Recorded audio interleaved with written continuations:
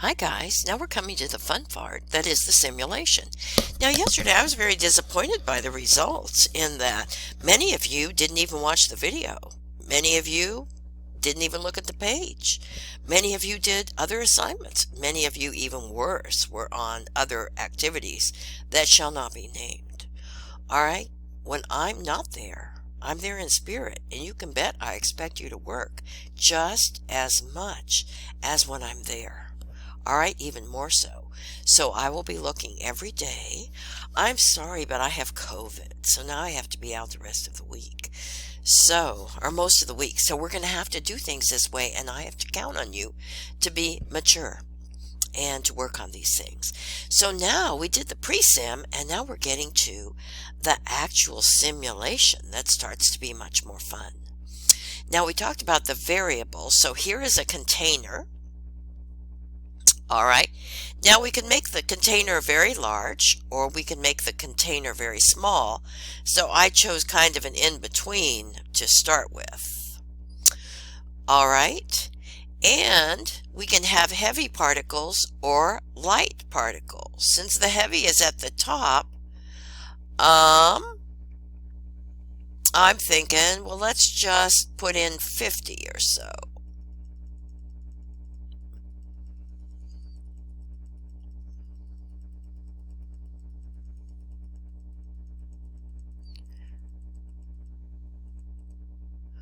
All right, and so these are the particles, and you can see how much space they're taking up. All right, this still overplays it. I mean, they're really much smaller compared to the volume than is apparent here. But then up here, now we have a thermometer. All right, and the way that we affect it, I thought, why not put it 300K? All right, because that's about room temperature, 300K. So the way you increase the temperature is down here. All right, on the bucket. It's really a bucket of ice or a bucket of fire. So let's increase it and watch what happens. All right, it's already up to nearly double, 600 degrees. If I want to cool it, I just go down like this and hold onto it. And now it's down nearly to 300 again. Yeah, 299 is good. All right.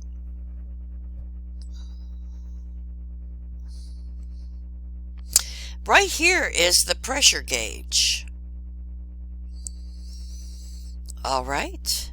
So what we're studying in this first one is the number of particles. So we saw I put 50 particles in here, right? And I kept the volume at this distance. Let me see if it will let me. All right, so if I press the width up here, it actually measures this for me, and we'll just use this number, 9.7 nanometers. All right, and that will be our volume, even though that's a bit more, it's not a three-dimensional measurement.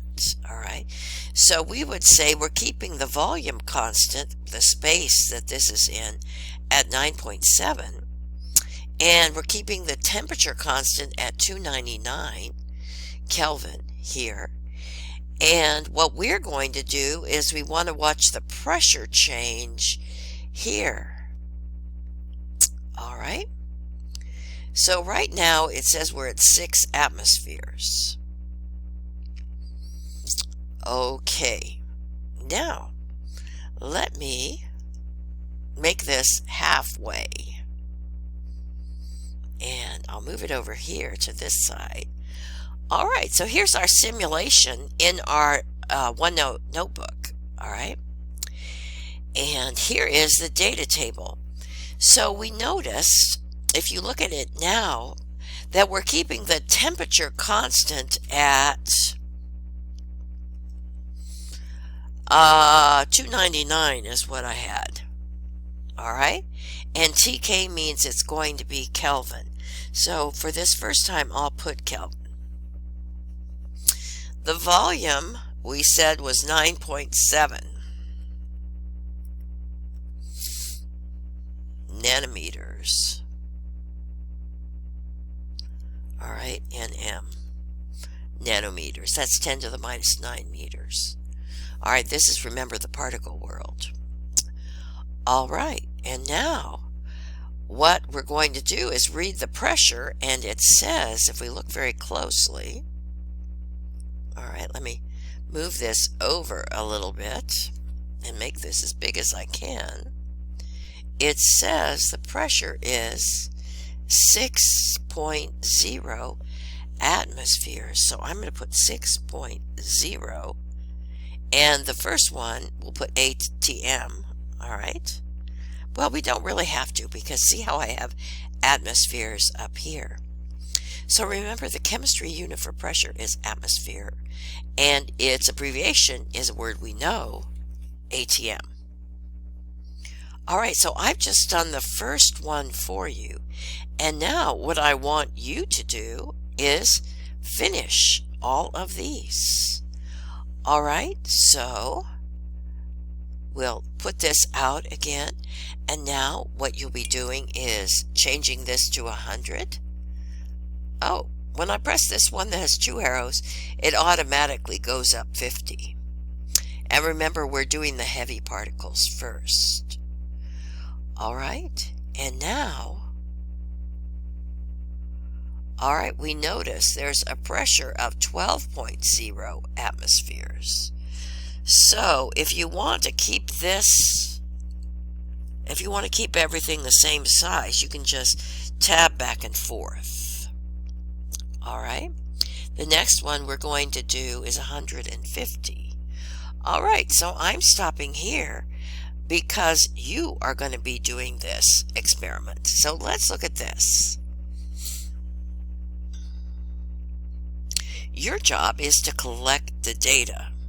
All right, and here is the data table that you fill out. Here is the link to the gases program. All right, so this is where you're going to go to do today's lab. Now I'm going to stop this. When you get to the part that you want to analyze your data and build a graph, then start this video again. All right, go.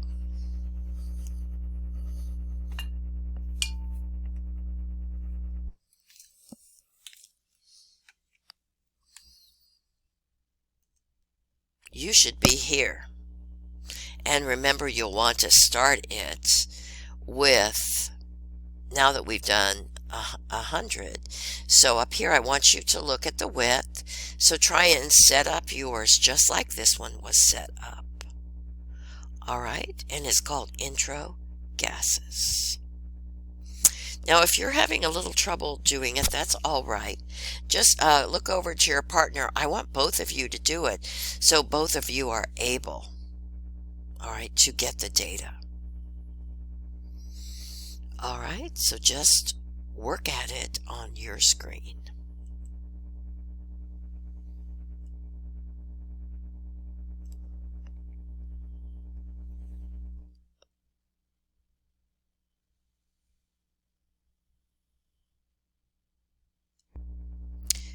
So when you are done, I want you to download Logger Pro from the company portal. So we will click on this little, let me move this down. We want to click on this right here, the search bar on our taskbar, and we'll type in company portal and click. Now I'm on the teacher one, but you're looking for the Logger Pro 316. All right, when you click on it, then I want you to install it. Mine, of course, is already installed. All right, so this will take a couple minutes to install. All right, that's what you will do. So go ahead and do that now. When you are done, then come on back and start the video again. So down here on the bottom, you'll notice that Logger Pro, I put mine on my taskbar. It's right here. I just click on it and open it. We're going to be using this a lot. You can see that it has a place for a data table, and it has a place for a, it also has a place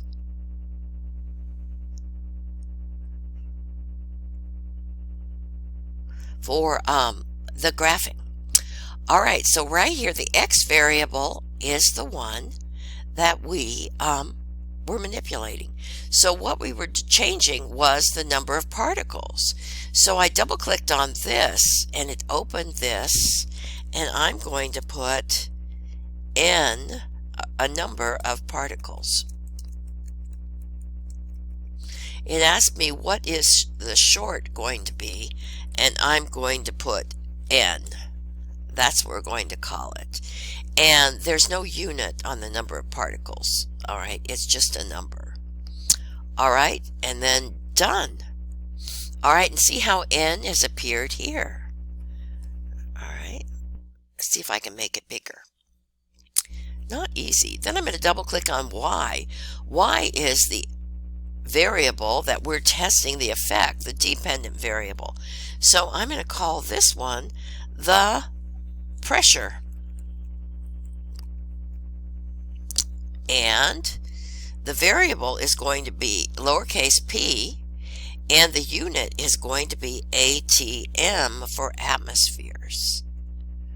All right, done. Now we see we have these. Now you're going to take your data. So essentially our data is number of particles 50, 100, 150, 200, 300. All right, and then we had 6.0, 12.0, and then I don't know what you got after that. All right. Now, if you look at the bottom, you can see I have number of particles here, and it should start graphing. In fact, look how there's 1 point right here already graphed. Now, the other thing I want to do is put a name on it. So I've double clicked on it. Double click on the graph paper. Let's try that again. Double click on the graph paper. The title is N versus P.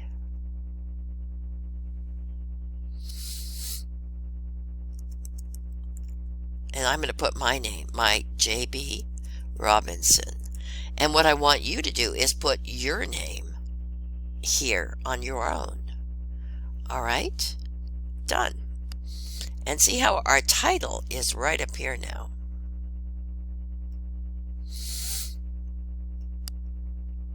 So our graph has a title. And now I'm going to go over here. Let me open this a little wider. All right, and bring this down a little. I want to go to File, and where it says I